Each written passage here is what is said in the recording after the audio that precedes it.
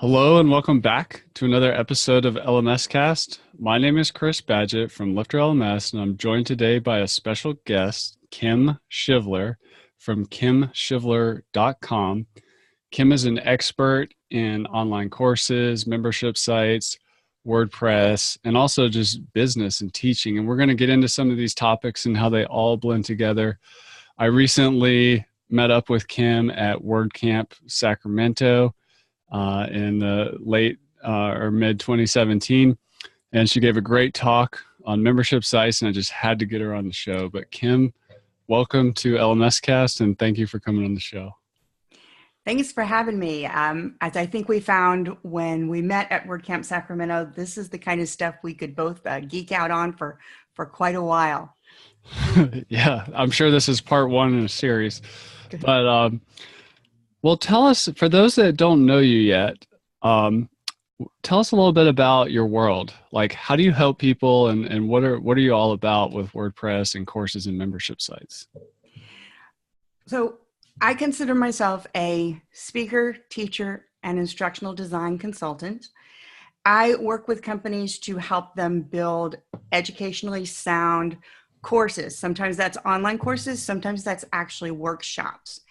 And I've done that because I noticed I have a master's degree in education, and I've been teaching for over 30 years now. And I noticed as I worked with people who had to get out and teach, whether it was online or not, that there were just some things missing that they didn't understand, whether from a business perspective or a learning perspective. And being that I had that technical background, I worked in technology. I started developing HTML in 1995, and also was part of a IBM worldwide team. So I had the tech piece and the educational piece, and I just blended them together to help my customers go forward and, most importantly, serve their customers. That's an awesome combination because, if we're all really honest with ourselves, usually on the technology side or the teaching side, or the expert, if you were to throw in a third leg on that stool, just general expertise, they're usually not level at all. So to have some strength in both tech and teaching is a really great asset.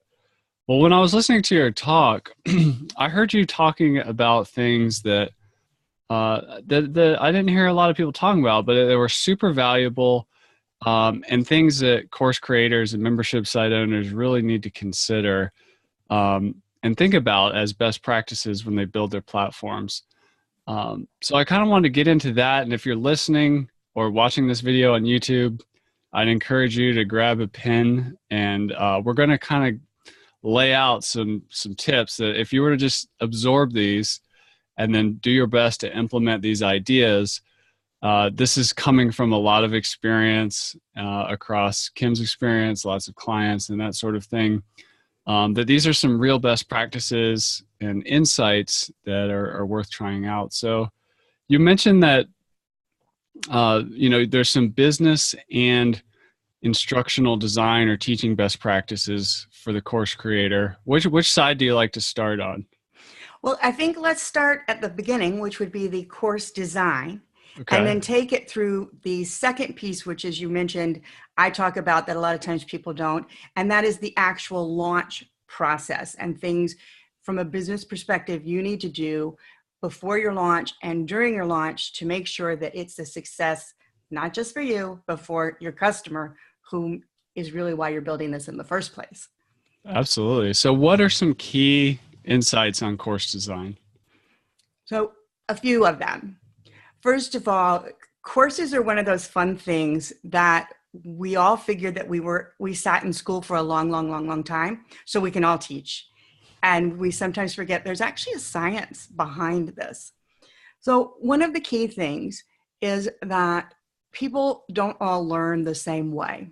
There's a big argument within the ed industry on whether or not they are true hardwired styles or just preferences, but it really doesn't matter because some people are going to learn better very visually. They like to watch videos. Others want to hear, so you've got the audio aspect, and then others actually need to see text. And what we really find is you'll get the best if you combine all of that.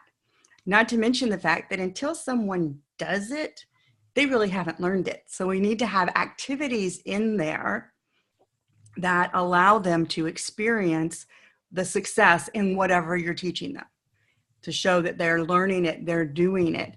And interestingly, we've actually found out within the instructional design fields and the psychology fields that the deepest learning actually comes after you've done all the things I just said, and then reflecting back upon what you did.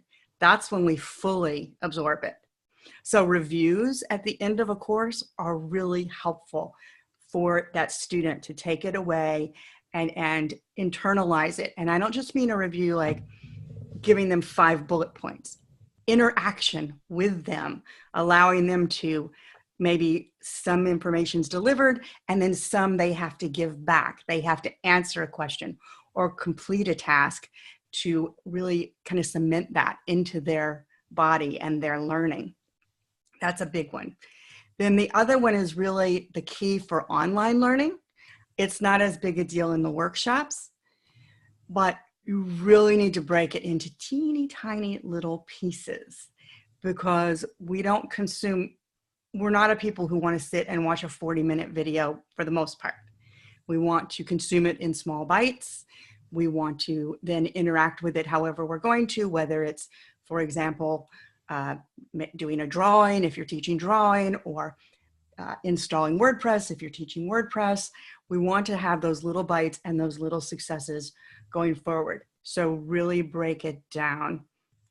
That's so critical.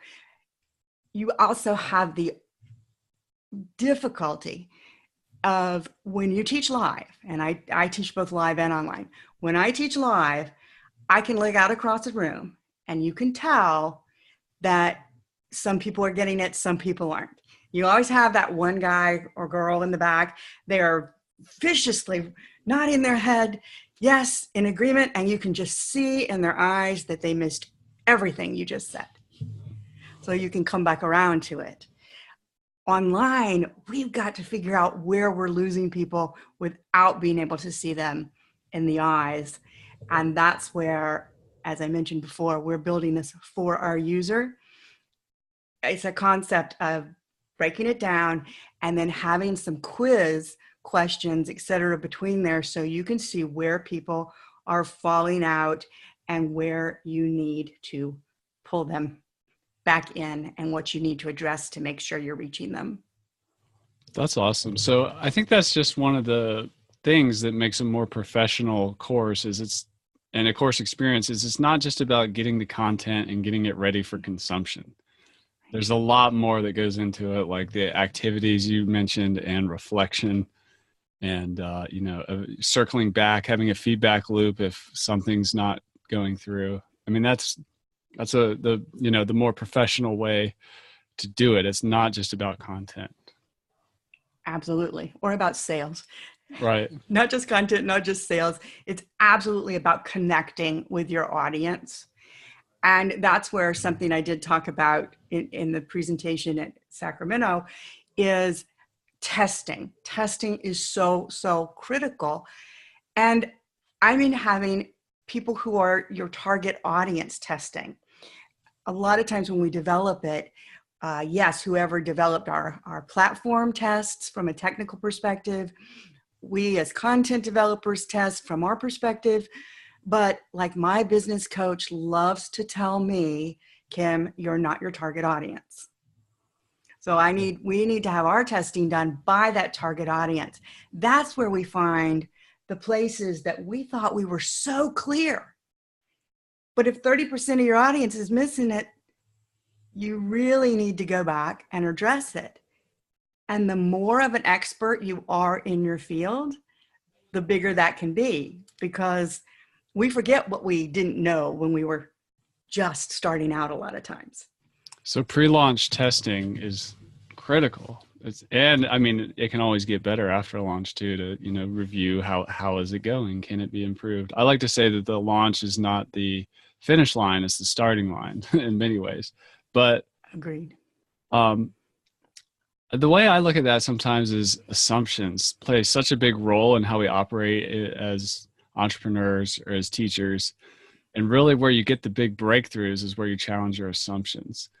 And I think being open as a teacher, as an instructor, as a leader, as a coach, to be able to have your assumptions challenged that, yes, I can teach this material with your target audience, not other people just like you. That's so critical and rarely done. I think it's or not done as much as it should be. I agree. For one, I think a lot of times, particularly the testing piece, it's done as an afterthought. Again, they test the technical piece. We want to, we make sure that Stripe is working and PayPal's working and we can get your money. Right. But we forget the testing of the users. And I agree, the launch is just the start. However, if you will back up and do some of this testing ahead of time, you can make the launch go even better. And then it's a start where you continue going on. But I have seen in a couple different case studies where no testing was done with users beforehand. Both were situations where they had a pretty good size audience already, because we know that's important if we're going to have a successful launch and sell something. But without that level of testing, there were so many issues in the launch that we lost a good percentage of people just from frustration that they couldn't get through what they needed to get through. And this was a warm audience. So think if that's your warm audience you're losing, if you're running Facebook ads and you're paying to get people here and you can't serve them, it was just wasted marketing money. Yeah, I mean, it's kind of miraculous what you can do with the technology tools available today and the internet and building all the blocks and putting your online school or online program together. But it's still like, I mean, it's just like building a car or something like that. You should test it before you go out on the open road with it, just to make sure everything's good to go.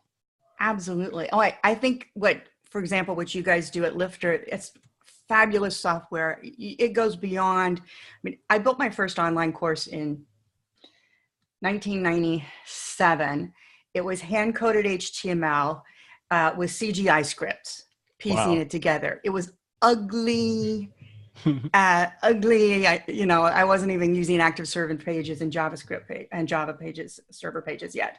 So what you provide now is perfect. As course developers, we just have to still remember it's about serving our audience. It's not about our bells and whistles and having fun. And sometimes, particularly our engineers, really like to we're going to do it because we can. But when we're trying to teach, that is a service to someone else. And we need to make sure that we are really reaching what their needs are, what their level of learning is. One of the things I find when I work with people on instructional design, and the more expert they are, again, the more this is true, they're trying to cram 30 years of experience into one class. So how do you help someone who's in that position? Well, the first thing we do when we work together is we do a big brain dump. And when they get it all out, and I can show them how this isn't one class, this is 12 classes. This is a series that builds upon itself. Usually they get really excited about that. It's almost a freeing thing to them. And then of course they're also saying, hey, multiple classes is multiple products to possibly keep your customer base going and purchasing, etc. Awesome. Well, what about the business side? So the business side, I look at two things. One, the testing, I actually consider part of the business side. Okay. So testing with your target audience. And if that's somebody, say you've got a warm audience already, reach out to a small core of them that you know will do what you ask them to do, and do a true beta program. We always think of beta from a technology, software, engineering perspective, but this is a beta for your customer to go through the course. And don't even just tell them go through the course. I actually give them a sheet I want you to go here and sign in. It should take you here. Does it? Because if it doesn't, they don't know what the flow is supposed to look like. So they just go, oh yeah, look good. But what if I'm sending them to the wrong page? So I actually walk them through exactly what it should look like. If they're having problems, I, do have them fill that out. But I actually give them little exercises to do and questions for feedback so that I can really get their picture. It's a great place to use heat maps to see where they are clicking as they're going through and make sure that they're doing kind of the flow that you're looking for. And really look for things like, particularly in your quizzes, make sure that you're asking things in a way that people are getting it and you're getting the right answers. If you've built something and a large percentage of the people are not passing it, that usually has something to say about your teaching, your content, and what you've put out, as opposed to the fact that your students are just, dumb, because Right. it's usually on you. And learn a little bit from that business side as you're going into it. Really work with any activities or questions that you're going to give them and make sure that you're helping them along. Quizzes and activities should not be punitive. They should be learning tools. How do you make quizzes fun? Like, I think for some course creators, they hear about a learning management system or an online course and they have this quiz or assessment tools, but they have maybe they're somehow traumatized from their experience in school or something like that. But how do you explain the value of quizzes, or make it, get them to get over that hurdle of like quizzes are evil? Well, first of all, I come out and tell everybody that with my students. I'm like, guys, Okay. first of all, again, quizzes aren't punitive. They're learning tools. Okay. And I tell them, my goal with this is not to quiz you. It's for you to look at it and, one, check your own learning, and two, quiz me. Because if you can't answer it, I didn't teach it right. So once they turn the tables on you a little bit, That's a and you're good trick. open to doing that, they're like, okay, Yeah. I'm going to get you. And Yeah. and so then the onus is on me to write good quiz questions. One of the things people have when they're writing quiz questions is they're afraid of giving away too much information. Don't be. Give away a good chunk of information so that they know where you're going. And then they can get that next answer right. And whatever you do, make sure you're not ambiguous. And that's where in the testing, and like I keep hammering on testing, you're going to find questions that the students thought were ambiguous that you didn't. Don't ask things like, where was Lincoln shot? Right. Right? Which one of my brother's history teachers did ask. And when he put in the head, she had to give it to him, even though she was going for Ford Theater. Right? Okay. So go ahead and build those out and just make sure you're testing. The other thing during the launch is prepare for support calls, prepare your team, and make sure all hands are on deck, because you're going to have somebody that has a problem filling out their credit card information, tries to log in to the course, the platform, whatever you have, and gets an error, or somehow didn't get their email confirmation because their mail spammed it. And we need to then be able to help them. Just whatever you do, don't say, oh, well, you have to wait for the email. We need to be there to jump in and help get them onboarded if we're needed to, because we're serving them.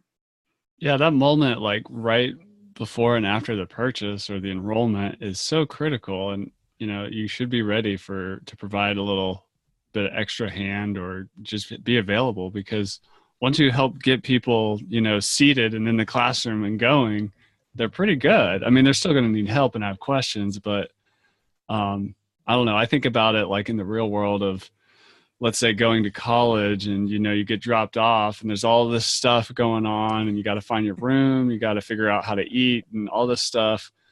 But once you got it, but it takes a little extra guidance there in the beginning. Absolutely. And that's definitely a huge part to make sure that you're focused on them. Also, remember, relationships span transactions. What do you mean by that? So, most of us, if we're good business people and truly want to serve our customers, we're looking to build a long-term relationship. I don't want you to buy just one day of consulting from me or one class. I want you to be part of my tribe, that 1,000 true fans that buys everything I put out. You only get that when you build a relationship. If you look at something just as a transaction, like cha-ching, got that person, now get them out the door, you will never build that successful, and you'll have to work harder, because convincing strangers to become customers is harder than really serving your base well enough that they want to keep working with you and bring their friends and their friends and their friends. That's awesome. Yeah, I'm just going to restate that again. It's a mindset thing to have a relationship focus over a transactional focus. That's so key, and that's so critical. Yeah, thanks for sharing that. It's easy to get lost in the weeds of making sure the transaction runs okay, but at the end of the day, it's you doing business between two human beings, or teaching between two human beings, or a group of people. It's all relationships. Absolutely. And yes, you're right. We definitely want to test those Stripe transactions, those PayPal transactions. We need to test that. We need to understand that. But if we take a relationship mindset, it's going to be easier to build a successful business. And it'll also make the whole thing easier. Approaching that, okay, we're doing this launch, we're going to have a webinar or our email list, however we're going to do it. We know that this is a core time that we're going to be having this extra support. If we look at it as relationship building, then it's much less stress when we get those calls, right? It's okay. We're going to work together to fix this, and we approach it that way. This is not the 1980s day of being in IT, which I was back then, where it was, no, we're IT, we say it's this way, it's going to be that way. The world's different now. And particularly if we're going to serve customers, whether it's through an online course or a series of courses or a whole platform, then we have to approach it with that mindset, because the tools are there. Like, you guys have even added this, what I'm looking forward to playing with. I have it and I haven't installed it yet, but where you can actually have special pages for private clients. Yeah. So for those of us who coach and consult, that's beautiful. The tool's there. I have to approach it with that mindset. Yeah, I think that's really key. Another thing that I'd like to just add to that is, from the relationship standpoint, and I'm speaking as a guy with a software product, LifterLMS, I make it so that anybody in the world can schedule a 15-minute call with me. And I make it so it can't fill up my entire week, but I have blocks where it happens, and I talk to lots of people. And at the end of those calls, people do a ton of research when they're selecting an online course or membership or LMS system. They have tons of questions. And they often, after we talk for a while, they thank me for my time. Like, oh, wow, I can't believe you do that. I really appreciate it. Like, I can't believe you answered all my questions. And sometimes I'm referring them to a different product because that's not a good fit for Lifter. And they're like, wow, I can't believe you're doing that. Thank you. But then I just turn right back around and say, no, thank you, because I'm understanding what you're needing, what you're looking for. And if we don't really know what our customers or prospective customers are like, what the questions they're asking, we're just out of sync or we're making a lot of assumptions. So I just turn right around and tell them, I really appreciate your time too. So I think in terms of relationships, it's a two-way street. It's not like, it's all benefit to the student. It's also like to the teacher or the web learning platform owner to have that feedback loop and be available is really, really critical. Absolutely. I wanted to ask you another question about that.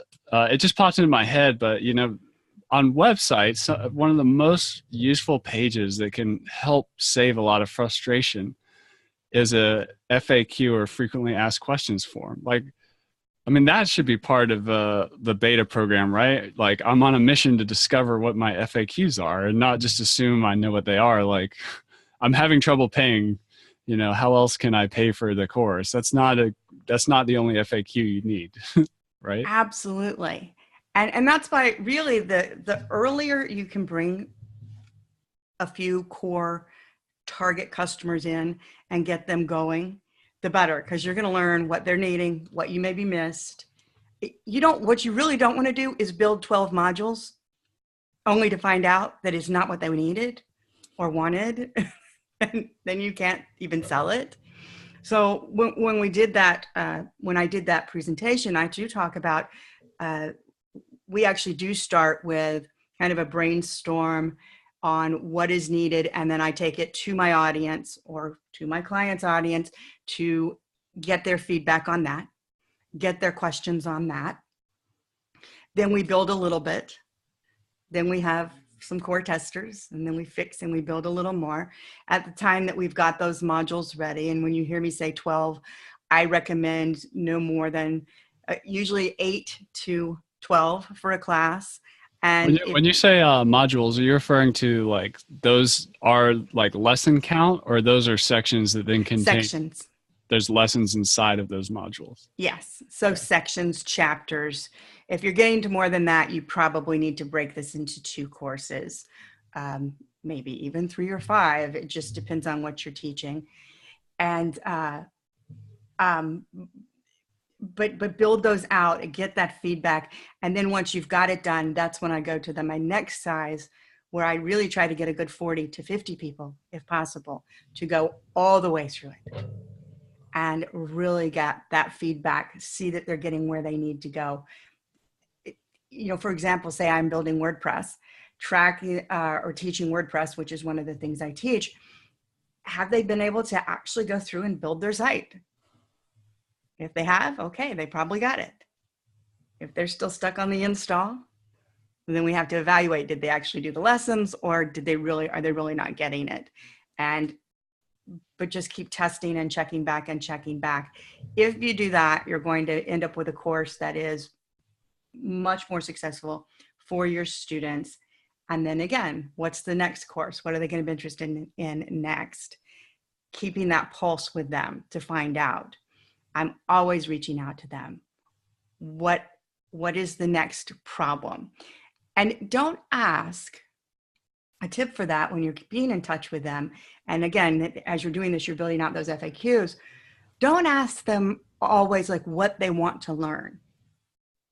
Dig into what is their business problem, because they may not know what they want to learn. They may not know the solution you have, right? They may just know that my business problem is I'm not able to easily share information with my group coaching people other than emails, and then the emails get lost, et cetera, et cetera. Okay, so your private page within the system might reach that, but they may not be thinking as far as private pages, because how much of the technology do they know? Right, they're just problem aware. They're not necessarily solution aware yet. Exactly, and they honestly, your customer doesn't so much care about the technology, the bells, the features, the whistles. They just want that problem solved as quickly and easily as possible. So that's all they care about. I think that's a really helpful thing to think about when you're a course creator. There's problem aware, and then there's solution aware. Mm-hmm. And before problem aware, there is unaware. So somebody may be like stressed, or like they don't know what's going on, but like something's not right. They're kind of unaware. And then after solution aware, they become product aware, which is, it can translate to different contexts depending upon where you're interacting with them. But I think that's one of those assumption pieces, because as the learning platform owner, course creator, teacher, probably solve the same problem in our own life at some point. We're already at like solution aware, product aware. We're past all that now. and we're coming back to help, but we have to remember what it was like for that unaware or who like came into your circle and is like, wait, there might be something here. Like, and then you define the problem a little better than they realize, and like, oh yeah, that's what I've got going on. I have this problem and they're learning from you. So that's really cool. I wanted to, just for the listener, I thought it'd be fun if we could do a short game where you come up with 3 and I'll come up with 3. We are saying to do a beta program, do a small beta, then a larger beta, and then launch. But what do you think are 3 questions that need to be on almost every FAQ on an online course website? Well, the first one is, other than payment, I'm not even talking about payment because we all know that. 1, what do I need to know to take this course already? Sometimes there's prerequisites and people get hung up actually in like, okay, I read this and it looks really good, but particularly if you're teaching technology, like a lot of times I am I going to be able to do this? Can I do this? So when I can say, okay, yes, here are my 70-year-old, completely not technical people building their first website. This is all you need for the prereq. So a lot of times it's just easing fears.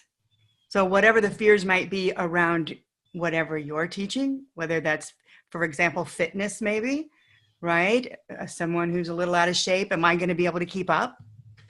So that type of thing, that applies to almost any type of industry. So what do I need to do or need to know in order to do this? Return on investment. I think like, is it worth it? Yeah. Is it worth it? What return are they going to get?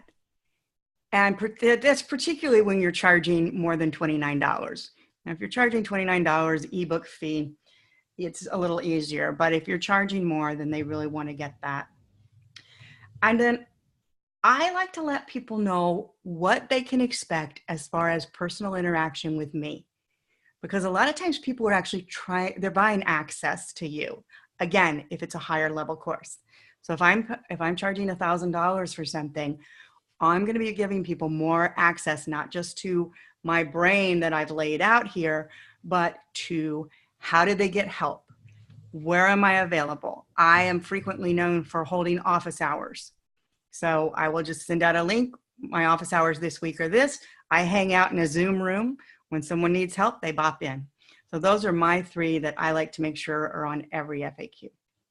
That is awesome. I'm really glad I asked that question. I thought you were going to steal the 3 that I had, but you didn't pick any of them. Good. So, and before I do my 3, I just wanted to touch on Kim's 3 here. What do I need to know to take this course? Underlying all of these frequently asked questions are subconscious, I mean, maybe conscious, but emotional needs. So what do I need to take this course? They're asking themselves, like, is this really for me? Can I do it? I'm scared. Like, will I be able to pull this off? Will I be able to go back to the gym? Will I be able to build a website even though I can barely check my email or whatever? Like, these are fears. Return on investment. People are scared about losing money, and can I trust that I'm going to get a result out of this program? This comes back to Kim's conversation around quizzing and testing and making sure it's working and getting that feedback loop open, because the best marketing is a course that gets results for people, not a high converting sales page. So, having an obsession on student results is like the best marketing activity you can do, in my opinion. The third thing she said is, how much do I get to interact with you, the course creator, teacher, leader, coach? People are paying for access, and it's important to manage those expectations up front.